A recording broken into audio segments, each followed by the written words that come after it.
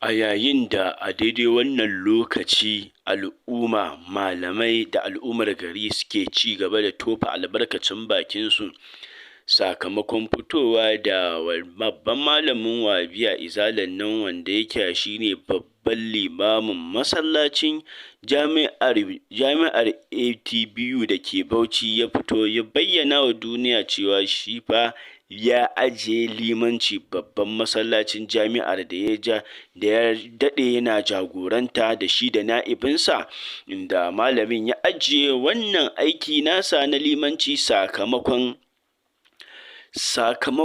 bawa wata takarda da ta fito daga hukumar makarantar, inda ta ba wa 'yan ɗariƙar Tijjaniyyar dama ta ba su fili da su gina nasu masallacin su dinga gudanar da al'amuran addinin musulunci a wannan masallaci, inda wannan ya sa malamin ya fito ya bayyana cewa wannan abu da aka yi zai kawo rarrabuwar kan al'umma, saboda haka shi ba zai yiwu a ce a dinga ba wa wasu ɓangarori dama kuma su gina wasu masallatai nasu na kansu ba, bayan ga babban masallacin ƙasa, duk da dai cewa bayan ga babban masallacin jami'ar Central Mosque kenan, duk da dai cewa ba ma iya tun a bayan ba iya Central Mosque ɗin ne kawai a wannan masallaci ba, akwai wasu wajen masallatai guda 5 a wannan masallaci, wanda kuma dukkaninsu malaman Wahhabiyya su suke jagorancin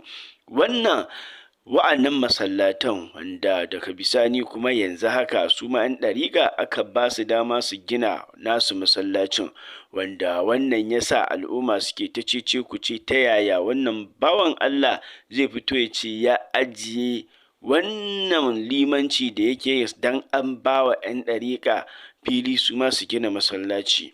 A yanzu haka sakamakon albarkacin baki da tsokaci da al'umma suke yi tare da malaman addinin musulunci, yanzu haka zawiyar Sheikh Dahir Usman Bauchi, Allah ya ji kansa da rahama, ita ma ta fito ta tofa albarkacin bakinta, inda ta yi bayani ta bakin ɗaya daga cikin 'ya'yan Sheikh Dahir Usman Bauchi kuma babban malamin addinin musulunci, wato a Sheikh Dr. Bashir Sheikh Dahir Usman Bauchi ya magantu ya yi tsokaci akan wannan lamari.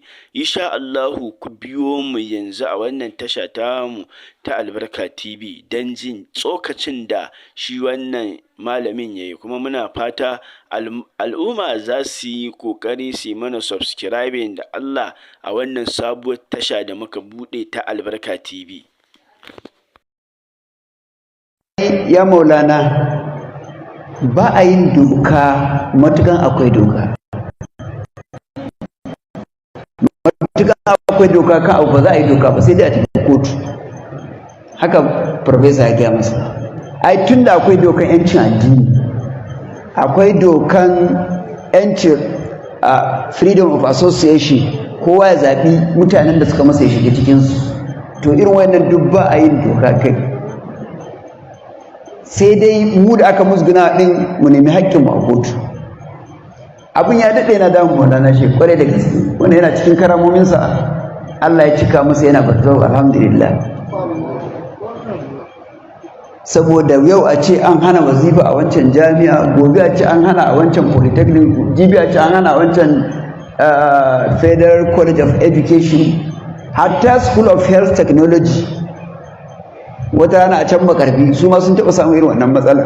Ko ina ake sai a ce an hana, kuma wannan makaranti na gwamnati ne, ba na ƙungiyoyi ba ne, ba ma na musulmai ba ne, ba kuma na wanda ba musulmai ba ne, ba na wata ƙungiya ba ne, na gwamnati ne, har wanda ya ce bai da addini na dakiya ce. Sai zama ta hanyar instrument na MSS, Muslim Student Society of Nigeria, MSSN, wanda yawanci su mutanen Wahhabiyya su suka fi yawa a ciki, suke kontrolin wannan. Sai zama wannan duk ɗalibin ya je makaranta kullum sai sun haifar da rikici akan cewa ba za a yi wazifa ba. Ɗalibai 'yan Tijjaniya ba su da 'yancin su wazifa a masallatayya, wannan tun muna undergraduate ko ni da kaina na wata rana ina zariyan duk da lokacin bana nan na zo da azumi na zo wajen wajen tafsiri sai aka ce ai a jami'an an yi wazifa sun tashi hankali sun daki masu wazifa sun kore su har ma an hana yin wazifa an rufe masallacin akan zikirin Allah akan hailalar da ita ne in ka kasa shekarun risala na ma'aiki kashi 2 hailala ta ɗauki fiye da rabi ita kadai. Hailala nan da ita ce laifin yan tijjaniya idan ka kasa shekara 23 da annabi suka fi tsada tun da Allah yake bai halitta shekaru masu tsada kamar shekarun risalar nan. Rayuwa annabi ya fi komi tsada musamman lokacin risalar nan, amma shekara 12 aka yi da wata 4 babu wajibi a musulunci sai hailalan nan da yan tijjaniya ke ta yi, ko sallah ba yi, duka kowa zakiru ne, duk zakirai. Annabi na kiran mutane su zo su zama zakirai, su ambaci Allah da baka, su yi imani da shi a zuci, su faɗa. Ran da abin ya dami Abu Dalib, har nan maka suka ce ya shiga tsakani saboda su suna ganin girmansa. Muhammadu na ya daidaita da su in ji su. Annabi sallallahu alaihi wasallam ya ce da ya kira shi ya ce ɗana yanzu shekaru sun tura mu ba na iya jure bakin ciki, ka daidaita da mutanen kamal. Sai ce baba wallahi ni abu ɗaya kawai nake nema wurin su, abu ɗaya rak in sun mun na yafe komai mai za mu daidaita. Sai suka ce wa asharatan maha wa asharatan, ɗayan nan ya faɗi 10 mu mar 11. Annabi ce ɗaya kawai nema. Me ya nema?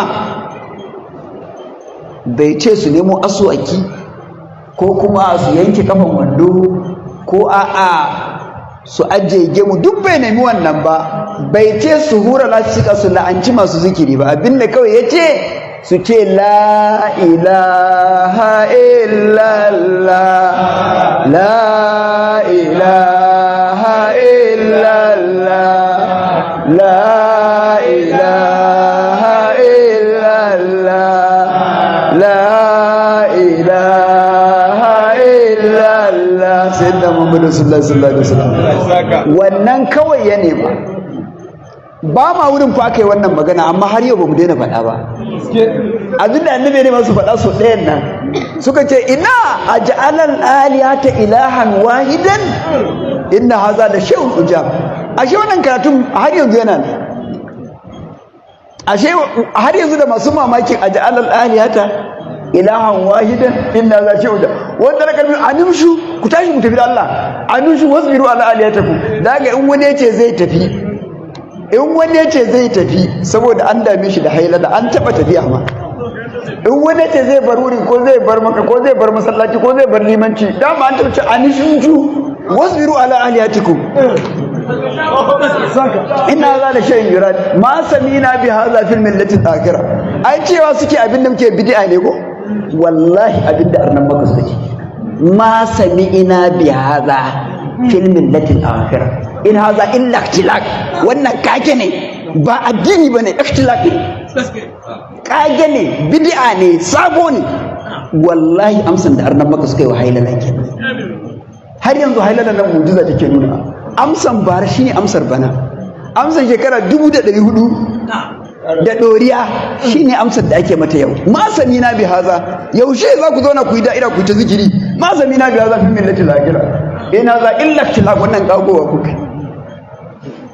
haddace anushu wasbiru. Kaga duk wanda yace ya hakura, ai hakura yace ya bar wurin ko? Wasbiru ala ahliyatikum, yace shi da za a zikiri ya hakura ya bar wurin. Ashe ba shine farkon mai hakuri ba, akwai su masu hakuri a baya.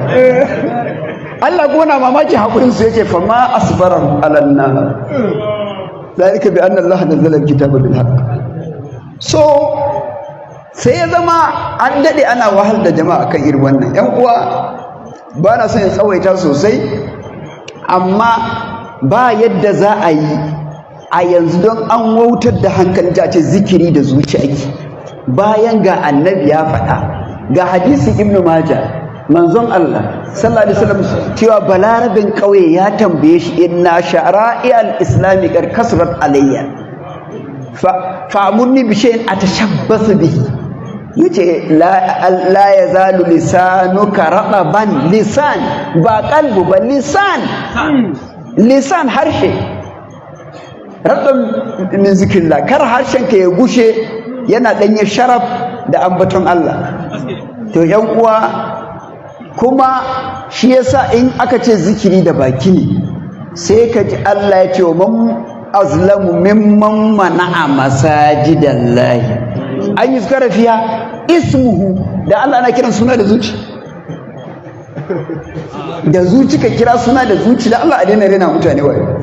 An taba haka, an yuzkara fiha ismuhu wasu afi kharabiya fi buyutin azina Allah an turfa wa yuzkara fiha ismuhu isabbila wa fiha bil gudi wal asali rijalu. To yan uwa, wannan haƙƙi ne na 'yan Tijjaniya aka ba su. Muna godiya ma vice chancellor na jami'a da ya ba mu abin da yake dama tuntuni, alhamdulillah mun yi ta bi, sai Allah ya a zamaninsa ne aka ba mu. Wannan shi zai kawo zaman lafiya. Mu masu zikirin nan tun da an yi ta wa'azi mun ki daina, a haƙura da mu mana, mu ci gaba da zikirin mu.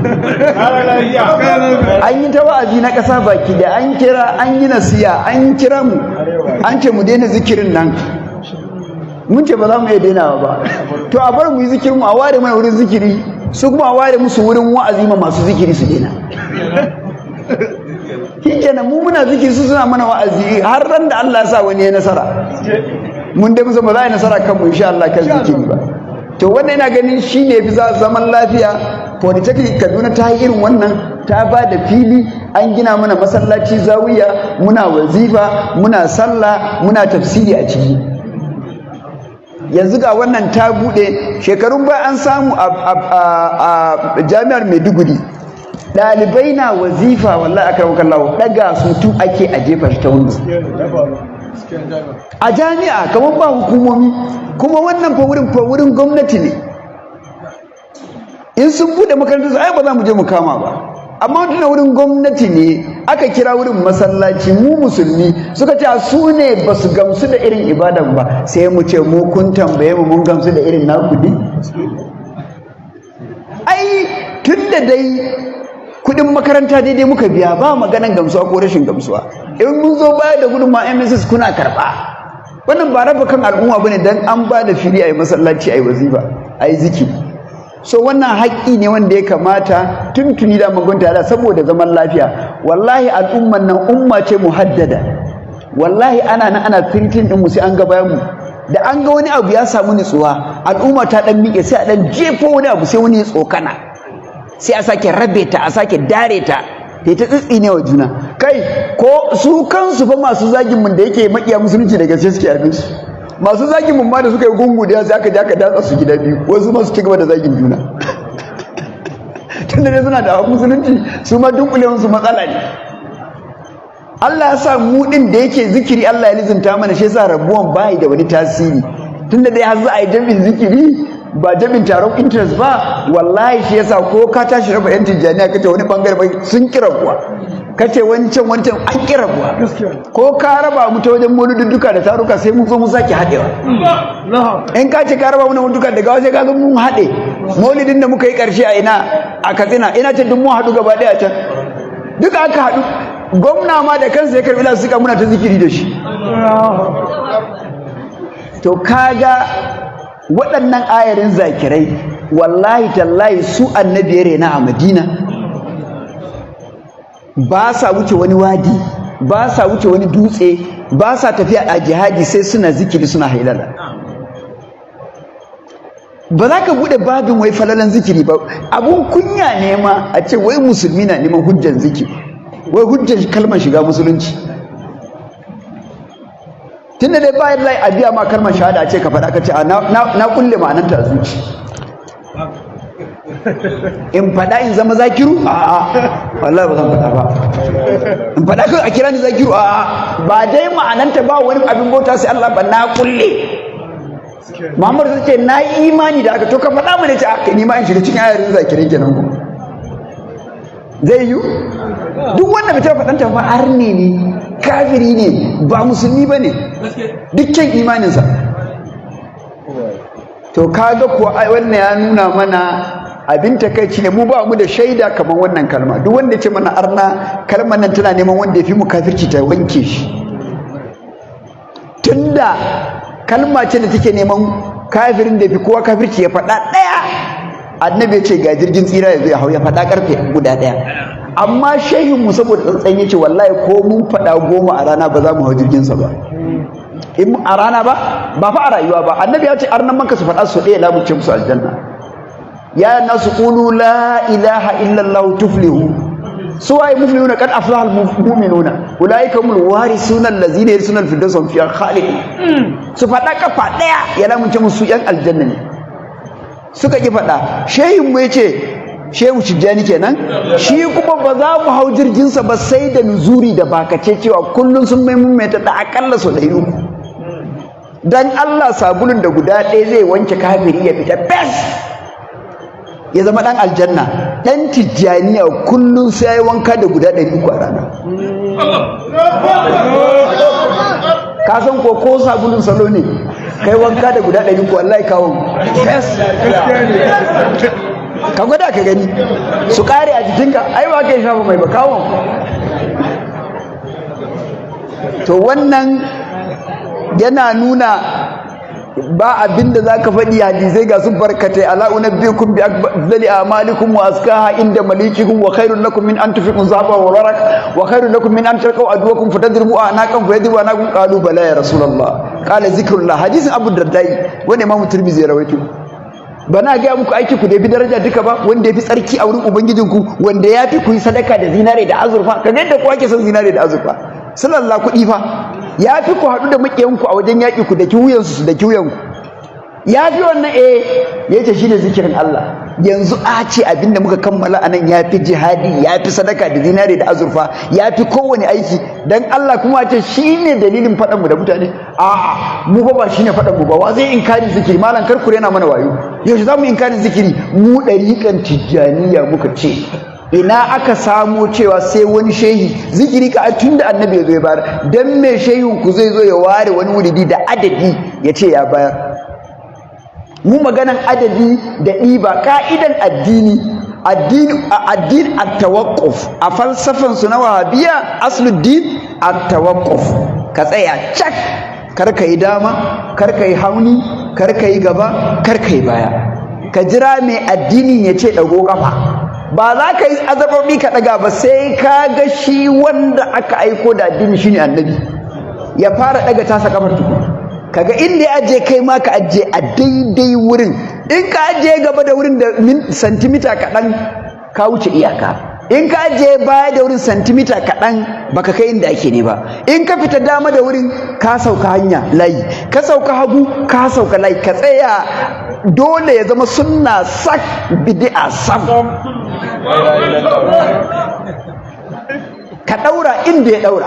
Shine dole ne a samu wato abi annabi sallallahu alaihi wasallam sau da kafa, yadda suke cewa mutaba'atu rasul. In ba yi haka ba, dukkan aiki, dukkan ibada, matukan ba annabi ne wai yayi kai koyi da ita ba, to ibadar ka kai shishigi wa Allah. In ba ma lada ba, zunubi ma zaka samu. Haka falsafa su yake. To da yake ba da mu da su duka ba zamanin mu aka saukar da addinin ba. Annabi sallallahu alaihi wasallam a zamanin zaka saukar sahabbai saukar. Don Allah mu koma mu ga haka suka fahimci addini, ko akwai wanda zai da'awar ya fi sahabbai fahimta. Mu duba mu ga mu'amalar su a ibada. Za mu fara da daddai. Limami ne, zan fara da hadisin da naga su ma suna amfani da shi. Shine hadisin qul wallahu a sallar asuba. Limami ne annabi ya nada wata unguwa sallallahu alaihi wasallam. Limami nan kullum ya fatiha da sura, maimakon ya ruku sai ya ƙara ƙulhuwa. Sai ma mu suka taka mar birki. Kai dakata, ba mu taɓa jin annabi Muhammadu ba fa yau muka musulunta ba, mun sha bin sallah, ba mu taɓa jin muna bayansa yana sallah bayan fatiha da sura ya ƙara da ƙulhuwa ba. Kai ina ka samu wannan? Ana ji? Ina ka samu? Sai ce wallahi ni ma ban taɓa ji annabi yayi ba, amma soyayya ta da ƙulwa ne. Ni dai da farko ina ka samu? Sai ya ce musu ni haka na ga dama zan yi sallata, wanda zai bi ni ya bi ni, wanda zai bi ni ba dole bane. Ana ji yan uwa?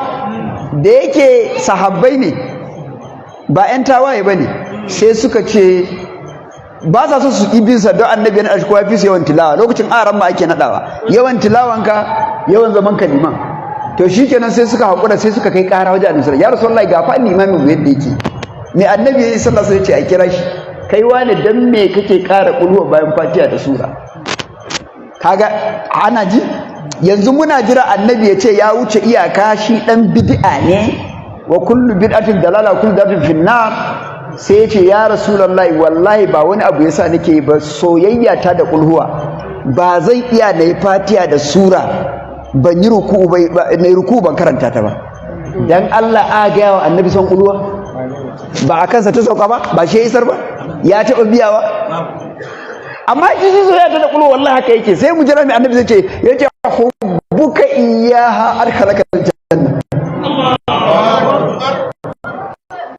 soyayya da kulhuwa shi shigar da kai aljanna jama'a ku duba ku gani ba bawan Allah ne kai da annabi ke masa sun shiga aljanna yayi sa sun ba iyaka annabi sai ran da ya biki arkara kulhuwa rannan ne annabi ya ce hubbuka iyyaha adkhalaka aljanna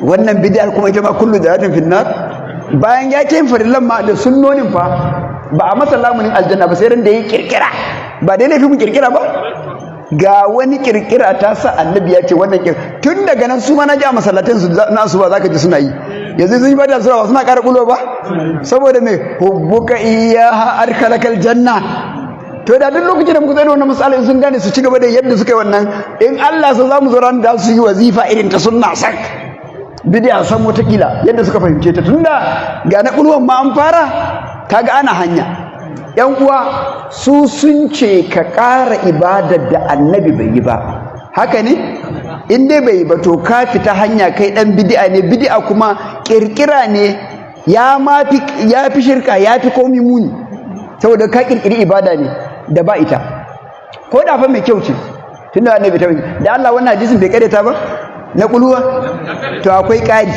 akwai hadisi muttafaqun alai na Bilal ibn Rabah al-Habashi manzo Allah sallallahu alaihi wasallam Bilal yace Bilalu shin kan wani aiki kake ne naji laqad samitu hasfan a wata riwaya yana kashfana alayka fil janna amami fil naji karan takalminka a gaba da ni aljanna me wace ibada kake yi ya Rasulullahi wallahi kaida na ban zama ba alwala da Allah wannan Allah ta uce kar zauna ba alwala annabin sa ya taba faɗa ya taba cewa ai haka ko an ga yana yi amma shi da ya alwala ta wuri zai je dauro sabuwa kuma idan ya dauro sabuwan sai ya nafila raka'a biyu kaga bid'a ta biyu kenan ko a irin nasu mafhumin na bid'a na kirkira ya kirkiri alwala da ba umurni da shi ba kuma annabi bai ba cewa ba zama ba alwala kuma ya kirkiri me nafila da Allah bai faɗa ba annabinsa bai ce ba a ga yana yi kullum ba yace wallahi da wani annabi sallallahu alaihi wasallam ya ce to ka rike da wannan ne an ji na uku to jama'a ga dungurungum wanda yafi duka shakundu ba dai laifin mu kirkiran ibada ba sun ce istighfar yana da kyau salati amma laifin mu kirkira a ina su a bude qur'ani ko mu karanta inda aka gama sallar magariba sai aka yi da'ira a masallacin ma'aiki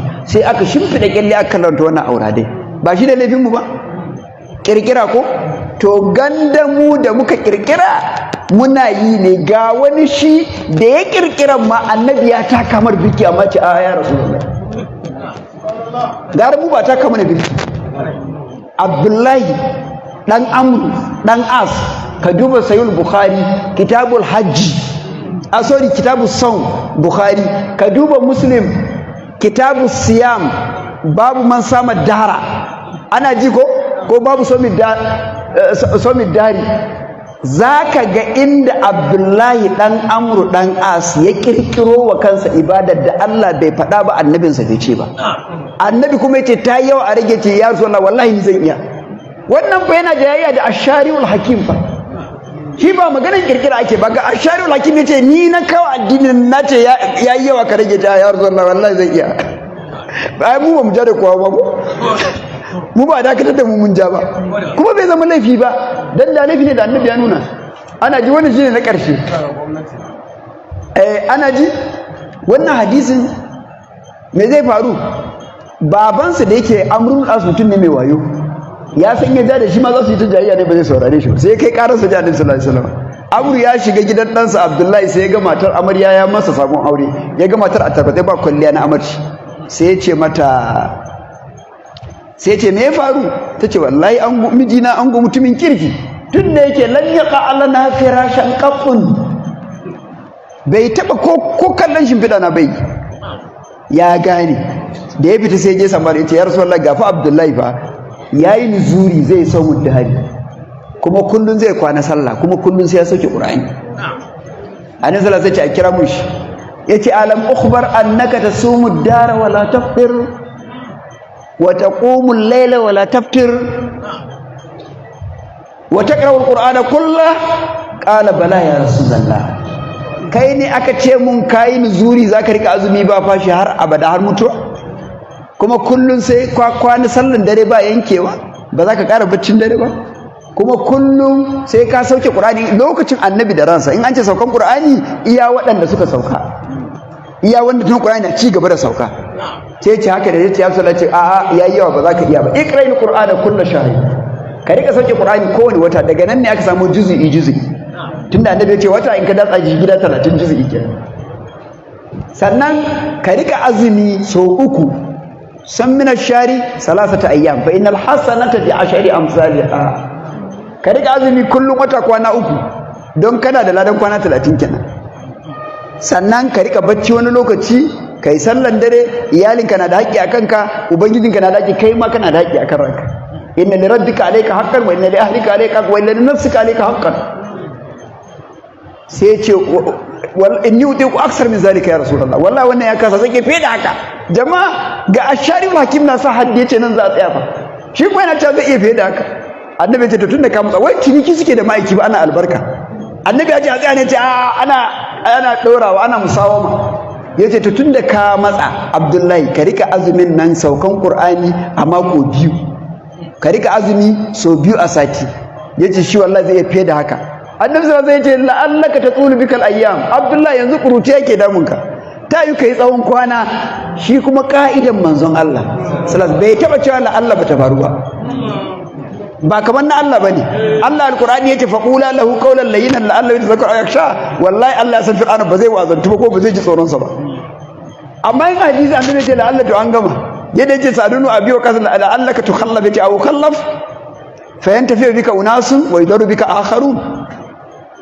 To shikenan bayan hira na sai da Abdullahi shekara 40 da wannan tattauna sauran shekara 2 da watanni annabi ya rasu aka yi ta. Amma me zai faru?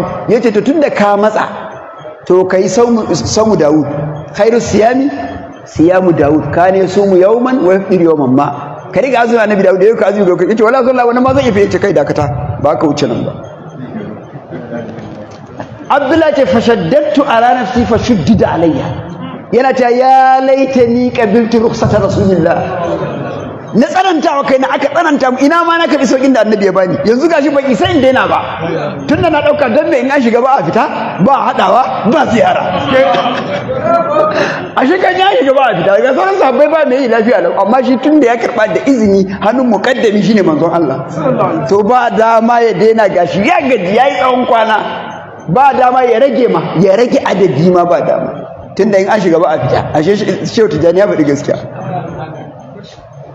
To shi ne ‘yan uwa Abdullahi ya ce ya yi tsawon kwana ƙarshen rayuwarsa. Rawin hadisin Abdullahi ya ce wallahi sai na yi sati ba na azumi don in samu ƙarfi li a taƙawwa. Sati mai zuwa kuma sai na yi azumi, kaga ya zama mai fashin kwana ɗaya. To wannan fa shi ne in za ka ce ƙirƙira, wannan duka ga hadisin Muslim, man sanna fil islami sunnatun hasanatan falahu ajruha wa ajru man amila biha ila yawmil qiyamati wa la yunqasu min ujurihim shay'a wa man sanna fil islami sunnatan sayyi'atan falahu wizruha wa wizru man amila biha ila yawmil qiyamati wa la yunqasu min awzarihim shay'a. Wannan hadisi ko kun san rawin hadisin ashabbai Jarir ibn Abdullah al-Bajali, ka'idan sahabbai Jariru in ya rawaita hadisi to kankat ne ta nadi. Dalilin su ba nuska a hadisin Jarir. Dama in karauta sabon hukunci za ce kafin ma'ida karauta ko bayan ma'ida. Da ka ce bayan ma'ida sai ce ai ma'ida ta rufe. Ba nuska bayan ma'ida. Al-yawma akmaltu lakum, al-yawma yasal, ana ji to bayan ma'ida ya rawaci hadisi sai ya zama mai sai ya ce Jarir ya ce to ai ni ban ma musulunta ba sai bayan ma'ida. To wannan dan haka ya nuna yana da asali a addini, kuma muna kira zuwa ga gwamnati kamar yadda aka nema, kamar yadda Sheikh Surun bai nema mu yi magana, gwamnatoci don Allah saboda samar da zaman lafiya irin wannan muna fata a yi zama abin koyi a jami'o'i don a samar da zaman lafiya. Ba kullum ne za su yi amfani da instrument na MSS suna danne yan uwa yan tijjaniya abin ya kawo zaman lafiya ba. In wani sun yi haƙuri watakila wasu ba za su yi ba, tunda sun karanta boko sun san yancin su cewa nan ba makarantar yan wahabiya ba ne, na gwamnati ne, yanci kuma iri ɗaya ne. In an duba ID card ɗin da makaranta ta issue ma ɗalibai, ID card ɗin shugaban MSS daidai yake da nan. Wai mutumin da ya iya haƙuri da a ce Allah uku ne a jami'a, ya iya haƙuri da su shekara da shekaru, bai ce ya ajiye aiki ba, amma ya kasa haƙuri da masu zikiri Allah ɗin. Akwai coci a jami'o'in fa, ya daɗe yana haƙuri, ba za mu ce yana jin daɗi ba lallai yana jin daɗi ba a matsayinsa na musulmi, ba zai da ana ce Allah uku, amma Allah ya zabga mar haƙuri, ya ta haƙuri masu ce Allah uku, bai taɓa cewa zai ajiye aiki ba. An ba su fili su gina su yi ibadan addininsu kuma Allah uku ne, kuma a lokaci guda haka yi haƙuri su buga ganga su faɗa yana juriya babban bit, amma daga cewa ga masu cewa Allah ɗaya ne ya ce kai ba zai iya jure waɗannan ba. Wanda ai ya zama ayo ne, isa na ayo ne, abun mamaki inda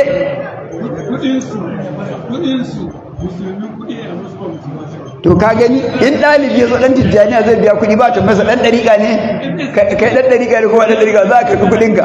Duk nan mun biya, duk mun yi jami'a, mun biya kuɗin biyu na MSS, amma kuma duk da aka yi ta wanda ƴan uwa ƴan wazifa a hana su yi wazifa. To wannan dai a takaice kenan ƴan uwa, wanda ya yi haƙuri da masu cewa Allah uku mun ɗauka zai yi haƙuri da masu cewa Allah ɗaya, ya ci gaba da limancinsa misali tun daga wajen Allah uku ba sa ya ajiye ba. Wanda masu ce Allah ɗaya an ba su fili ne, ba ce sai ka zo wurin ba. Masu ce Allah uku an sha ba su fili, bai zama laifi ba. Kuma an babba ku ga wurare, masallacin ku sun fi na kowa yawa, ba a taɓa ba da wani dama ba sai wannan karan aka ba da fili a gina. Muna godiya a maimakon zawiyar Maulana Sheikh Usman Bauchi, a maimakon Halifa da sauran yan uwa duka, da dukkan almajiran shi a ko'ina suke a duniya duka, kai da rayayyu da wanda ba su dare, a maimakon Maulana shi muna yi wa gwamnatin Najeriya godiya, muna yi wa ma'aikatar ilimi ta ƙasa godiya, muna yi wa NUC godiya, muna yi wa jami'ar Abubakar Tafawa Balewa godiya a ƙarƙashin shugaban shi vice chancellor na yanzu wanda yake ci, Allah ya saka masa da alheri, yadda ya ba masu zikiri fidin na Allah ya karfafe shi. Wannan kar ya ba da dama waɗansu ta mountain pressure ta ƙarƙashin ƙasa su yi ta sa matsalamba cewa lallai abun nan an ba 'yan tijjaniya zai kawo tashi hankali. A zikiri bai kawo tashi hankali, me cewa zai kawo tashi hankali shi zai kawo tashi hankali. Tunda su wannan an ba da zikiri kawai za a gyara, ta yana zai tada hankali tunda an ce ga masallacinsu, ai an ba su dama su yi a kuma filin jami'an da akwai coci ma, kuma cocin nan su ma suna da mabiya daban da, amma coci sun yi faɗa ba. Dan Allah jama'a mu sama wa kanmu zaman lafiya da mutunci a idon abokan zama mu. Abokan zaman mu suna zaune lafiya, wato kiristoci abokan zaman mu a Najeriya suna zaune lafiya, ba za mu taɓa ji waɗansu su sun ce ba su yadda a kori waɗansu a coci, a kwace coci ba sa yi. To don me mu ba za mu zauna lafiya ba, mu ma da mu da su da dukkan Najeriya a zauna lafiya? Don me ba za mu fuskanci matsalolin da suka dame mu? Muna da matsaloli da suka wuce magana yan zikiri kan sai dai warware matsala ba ya karo ta ba. Allah ya taimake mu, Allah ya saka da alheri, Allah ya saka mu na mushe da alheri, ya saka su magabatan mu duka da alheri, kuma Allah ya saka ku da alheri. Muna godiya muna kira cewa dukkan jami'o'in Najeriya su yi koyi da abinda Ahmadu Bello Zari a Abubakar Tafawa Balewa ta yi, su yi koyi da abinda Kaduna Polytechnic ta yi, su ba da wannan dama saboda a samu nutsuwa da kwanciyar hankali, ya zama kowa an ba shi yancinsa, a zauna lafiya yadda ake da yancin addini da yancin a matsayin mu na ɗaliban makaranta mu yi addini yadda muka fahimta wurin malaman mu. Jami'a ba ta da daman ta impose mana addini na salafiya ta ce shi zamu, tunda ba addini muka je koya jami'a ba, mun je koyan sana'a. addini da ba mu iya daga gida ba ai mu makara kuma duk da mu mun ci abin da muka je koya magana mu a falsafar mu ma lokacin da mutane suna yin karatu ne don su ci abinci mu muna cin abinci ne don mu yi karatu mu bambanta saura sukan yi karatu ne don a samu takardar cin abinci mu ko sai mun ciwo abinci a gida mun koshi sai mu zo mu yi karatu mu karatun ne manufa ba abinci ba waɗansu ko suna karatun ne abinci ne manufa ba karatun ba to mu da muke da wannan falsafa ai kaga kuwa za a mana adalci wa sallallahu wa sallam wa baraka ala sayyidina muhammad al-fatih da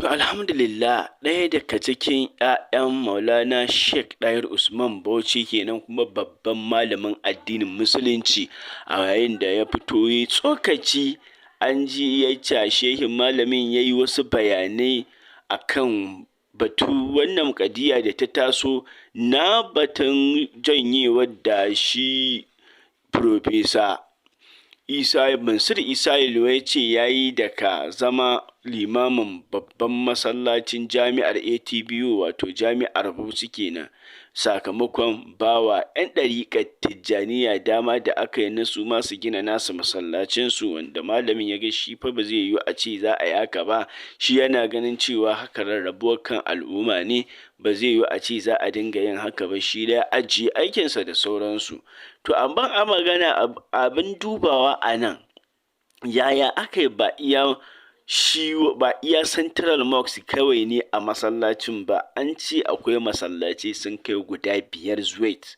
a wannan masallaci kuma dukkaninsu malaman wahabiya su suke jagorancin wa'annan masallatan to amma kuma magana ta gaskiya in dai ya zama haka bai kamata a ce shi wannan shehin malamin wahabiya Sheikh Professor Mansur ya ce ya ajiye aikinsa ba saboda an zo an ba wa 'yan ɗariƙar Tijjaniya masallaci ɗaya su riƙe amma al'umma an ba wa 'yan ɗariƙar Tijjaniya dama su ma su gina nasu masallacin to amma al'umma ku me ra'ayinku akan wannan ku me za ku iya cewa akan wannan kuna gani hakan da aka yi don an ba 'yan ɗariƙar Tijjaniya dama su gina masallaci bai dace ba ko yaya amma fa a tuna fa akwai masallatai guda 5 fa masallatai ne 5 a annan jami'ar gaba ɗayanta kuma malaman wahabiya ne suke rike da shi ni ina gani in haka ne to gaba ɗaya waɗannan masallatin na baya ya kamata kenan a ruse shi